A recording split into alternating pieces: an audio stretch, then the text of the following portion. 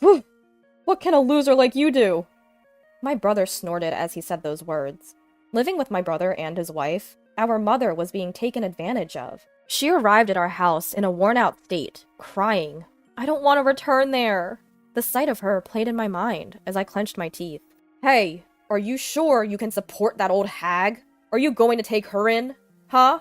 He was treating our beloved mother so badly and was ridiculing me as well. A wave of anger surged within me and I gripped the phone tighter. Still, I responded calmly. "If you're okay with it, I'll take her in." "My name is Rena. I'm 30 years old this year, married for 4 years. I have a happy life with my kind husband and our 2-year-old daughter. We're blessed in our work and lead a joyful life." I glanced at the date on the calendar and pulled out my smartphone. Today is my mother's birthday. "Happy 58th birthday, Mom. Are you well? Is there anything bothering you?" I texted her and soon got a reply. "Thank you for your text. I'm doing fine. Don't worry. How are you and your family? I'm always praying for your happiness." Even after reading her response, I couldn't help but worry. Currently, my mother is living with my brother and his wife at our childhood home. Our family was a household of 4: my father, my mother, older brother, and me. My father was a strict disciplinarian, with strong patriarchal beliefs and a controlling type. Because of him, my mother and I had been oppressed all along. My maternal grandfather worked at a company owned by my father's father, my paternal grandfather, and my mother was chosen to be the wife of the future company president. Due to the absolute power disparity between the two grandfathers, she could not refuse, and was sent off to marry him, almost like a hostage.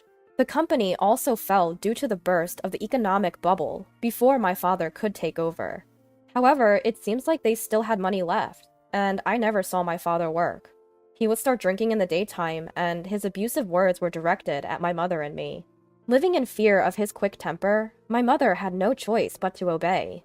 Even so, my father held steadfast to his outdated belief that women were inferior and men were unquestionably superior. He doted on my brother with this perspective, treating him as if he was something special. My brother got anything he wanted growing up, while I could never even express my desires. "A woman shouldn't be greedy," our father would scold. It's due to this upbringing that my brother developed a sense of entitlement, always believing he was special, while treating me as less than him, constantly ridiculing me. I remember how painful it was to grow up in such an environment. Every day I dreamed of leaving home as soon as possible. Despite my excellent grades, my brother, who performed poorly in school, was allowed to go to expensive private high school and college, while I was not even permitted by our father to attend high school. "Women don't need education. It's a waste. You should either get married soon or start working at a minimum wage job," he would say dismissively. I remember the time when my brother told me, "You're a dumb girl who's a failure. It's a waste for you to go to high school." And I cried in frustration at the utter unfairness of it all. In the end, my mother secretly arranged for me to attend a boarding high school. Despite the tough home environment, my mother was always on my side. "Rena, it's okay. You can escape from here. You will surely find happiness." I remember my mother saying these words before I went off to high school. I graduated from university using scholarships and money I earned myself. Since high school, I've barely returned home. I didn't attend my brother's wedding, and I didn't tell them when I got married. But I kept in touch with my mother, and occasionally met up with her. It's not an overstatement to say that I owe who I am today to my mother, a presence of utmost importance in my life. She was a gentle soul who may have been weak-minded, but loved me with all her heart. I always wished happiness for her. I remember when our father died from years of poor lifestyle habits. I didn't attend the funeral, but I received shocking news from my mother. On his deathbed, my father told my brother and his wife to move back home and live with our mother. Since then, my brother and his wife have been living with my mother. I wanted to protest, but my mother said it was okay, so I didn't say anything more. Instead, I kept in touch with her like this. Still, it was my brother. Would he take care of my mother properly? Was my mother truly okay? I always had a feeling of unease. After a while, my fears proved right.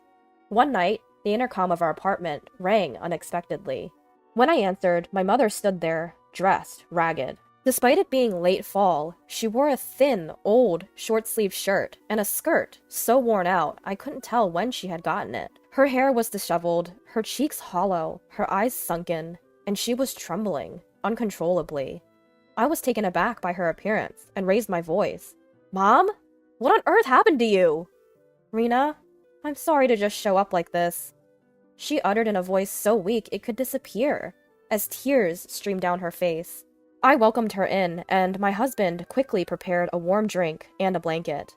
Once she had settled down, Mom began to speak in a halting voice. Soon, after she had started living with my brother and his wife Nicole, it seems they had been treating her like a maid. Not only had they forced her to do all the housework, but if she didn't do it to their satisfaction, my brother would scorn her, calling her useless and a nuisance, threatening to throw her out. Nicole was calling my mom an old hag. She even sold my mom's few precious jewelry pieces and clothes. And then they'd gone about spreading false rumors that my mom was a troublesome mother-in-law.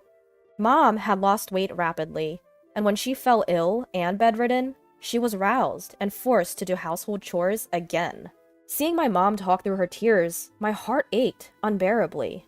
"Mom, why didn't you tell me you were suffering so much?" "Rena, I've put you through hardship since you were a child. I didn't want to burden you any further. I thought if I could just bear it," my mom said, her voice trembling. Then an email came in. "Oh, it's from Nicole." "Where are you? You didn't do the laundry and there's no food. Do you want your things to be sold again?" The email made her hands shake. "I'm sorry, Rena. I don't want to go back to that house." Upon hearing my mother's words, I pulled out my smartphone without saying a word. I dialed the number my mother gave me. After the dial tone, my brother picked up. "Who's this?" In response to his gruff voice, I answered. "This is Rena. Mom's here with me." "Oh, it's you. That old hag, leaving without doing the chores. So she was with you. Tell her to come back immediately." "It seems you've been treating Mom quite badly. I've heard everything." My voice was trembling with anger, but my brother just snorted and replied. "Ha! What about it? What can a dimwit like you do?" "What? You've been overworking Mom to the point of sickness, and you think that's okay? I won't let her live with you any longer." "Hey, do you think you can afford to support that old hag? She's been a housewife all her life, can't do anything, and has no money. Are you going to take her in?" "What? No more old hag! She was so handy as a housekeeper!" A voice that sounded like his wife came from afar. "They've been treating my dear mother so poorly, and even making fun of me. I can't stand it." I felt a surge of rage towards my brother and his wife, and my grip on the phone tightened. Still, I said calmly, "If you say so, brother, then I will take Mom in." "Huh? Well, if you're going to take her, that's fine. It'll clear out some space in the house, and I'll be relieved." "Understood. Mom will be living with me, so don't contact us anymore." I hung up the phone. "Rena, I'll take good care of your mother too," my husband said, taking my hand. Our daughter cheerfully climbed onto my mother's lap, calling her grandma, and my mother hugged her and cried. Half a year later, our doorbell was rung repeatedly. When I looked out, my angry brother was there. Next to him was a grumpy woman with a flamboyant outfit, probably his wife, Nicole. "What do you want? How did you find out where we live?" "We looked it up. Just open up. There's something we want to ask you." My husband and mother were by my side. I had my husband take our daughter into another room, while my mother and I handled it. The first thing my brother said when he walked in was, "What's this about our house being sold?" "Oh, you got the message? Yes, my company bought your house." I responded calmly. "Your company? What are you talking about?" "Exactly what I said. I'm the head of a well-known real estate company around here, so it's my company. By the way, doesn't the company you work for subcontract to us?" When my brother heard the name of my real estate company, his face changed color. "That's ridiculous! You, a dropout and a loser, working at that real estate company, and you're the head? That's impossible. If you're suspicious, why don't you make a phone call or something to verify? But please, don't cause any inconvenience to the company." I showed him my business card. As soon as he saw the card, my brother fell silent. His face flushed red. Indeed, after graduating from university, I had worked hard and been hired by a major real estate company. Later, I was headhunted as an executive for a newly established company, Company A. For your information, I met my husband at work, and we got married. He's what you would call a landowner, so I think we're considerably wealthier than you. There's no reason for you to call me a dropout or a loser. I could easily support Mom, you know. My brother, wide-eyed and gritting his teeth, didn't respond. His wife's face expressed shock. Damn it! Okay. What about our family home? What do you mean you sold it? My brother nearly foamed at the mouth as he yelled. My mother, who had remained silent until now, finally spoke up. You may not have known, but after your father passed away, the house was transferred to my name. So I sold the house and land to Rena's company, using my rights. So you should leave as soon as possible. What? What are you talking about, old woman? Wait, what's going on? You said that as the oldest son, the house was yours, didn't you? My brother and his wife were in a panic, their complexions changing rapidly. What's wrong with me selling something that's in my name? Sorry to break it to you, but I've broken free from your influence. I won't live as you dictate anymore, my mother said resolutely. In response, my brother yelled at her. What the hell are you talking about, you worthless old hag? His wife joined in. That's right! You've never worked a day in your life, just being supported by others. What are you talking about? Mom works hard. She's the manager of an apartment building that my husband and I own. She's very friendly, always keeps the place clean, and is loved by the residents. And she gets paid for it, too. I replied firmly. Upon hearing this, my brother, who had been standing until then, fell silent and slumped into a chair. Next to him, Nicole whispered something in his ear. Knowing my prideful brother, he must have been crushed by the unexpected defeat at the hands of his sister and the rejection from his mother. If there's nothing else, you can leave now. I don't want to be involved with you. At my words, my brother lifted his head. His face, previously filled with rage, now showed a fawning, grinning expression. All right. But listen, you're rich now, right? Then give me some money. I recently lost my job, you see. I'm having money troubles. What? I was shocked at his audacity. Hey, Mom could give money to me too. You've got money from selling the house, right? Just think of it as helping out your adorable son, and give me some cash. Then I'll leave. Just as I was about to respond, my mother raised her voice. Enough already! Have some shame! I was taken aback to see my refined, gentle mother raising her voice like that for the first time.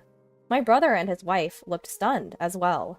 I apologize for raising you to prey on your sister like a shameless creature, but there are things you should and shouldn't do. Don't disturb us anymore, and go home.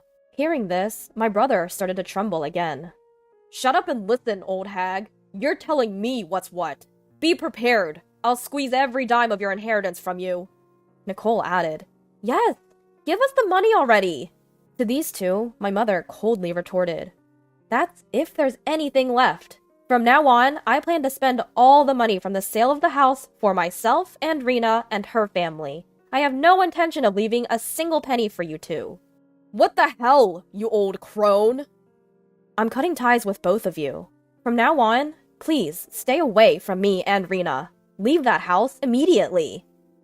Seeing my mother like this, I was so proud of her, a desire to applaud, and I was genuinely happy.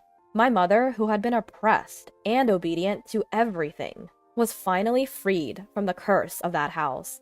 Do you understand now? Please go home, I said, rubbing my mother's trembling back.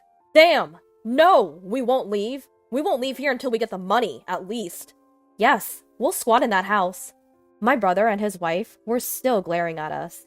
Then a low, calm voice echoed in the room. What do you mean, you won't leave? Standing there was my husband. My husband, with his gentle voice, spoke to my mother. Mother-in-law, I'm sorry. Could you please watch our daughter? You did great. Don't worry about the rest. Everything will be fine. Hearing my husband's words, my mother said, Thank you, and got up from her chair. Looking at my husband, my brother and his wife turned pale, and their eyes widened in surprise. What? Who are you? Nice to meet you. I am Rena's husband. By the way, what were you saying to my wife and mother-in-law earlier?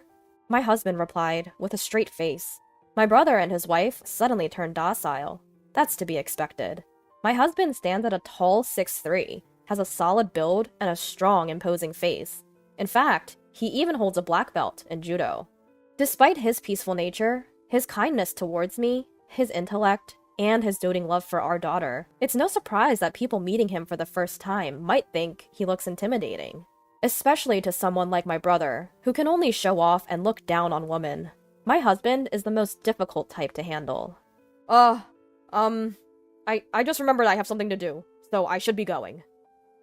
Yes, let's go. My brother and his wife quickly changed their attitude and left. Their retreat was so comical, I had to restrain myself from laughing. In the quiet house, my husband touched my shoulder and told me, "You did well. You must be tired." My mother appeared holding my daughter, her face bright, and we embraced each other without saying a word. Fast forward to 1 year. My husband, my mother, and I continue to share a harmonious relationship. My mother continues her job as a building superintendent, and compared to that night when she showed up looking worn out, she is now lively and healthy. She adores and takes care of my daughter, which has been a great help to me. Of course, my daughter adores her grandmother too, and often sticks to her. Watching them brings feelings of happiness to both my husband and me. As for my brother, he, believe it or not, divorced shortly after that incident. He lost his house and his money, and after showing my husband his pathetic state, Nicole quickly left him. Nicole is currently striving for remarriage through dating, but due to her nasty nature and ulterior motives for money, it seems she can't find anyone. My brother was kicked out of his family home, jobless, and living alone in a rundown apartment while struggling with part-time jobs. Of course, I have no intentions of helping him, as he brought this upon himself. My mother and I plan to live without getting involved with him any further. By the way, we are planning to build a large, 2-family home soon. We could continue living in the condo my husband owns, but as my mother pointed out, it would become cramped as our daughter grows. "Let me use all the money from selling the house," she said, to which we gratefully accepted, despite chuckling at her enthusiasm. We are looking forward to living happily together in our new home.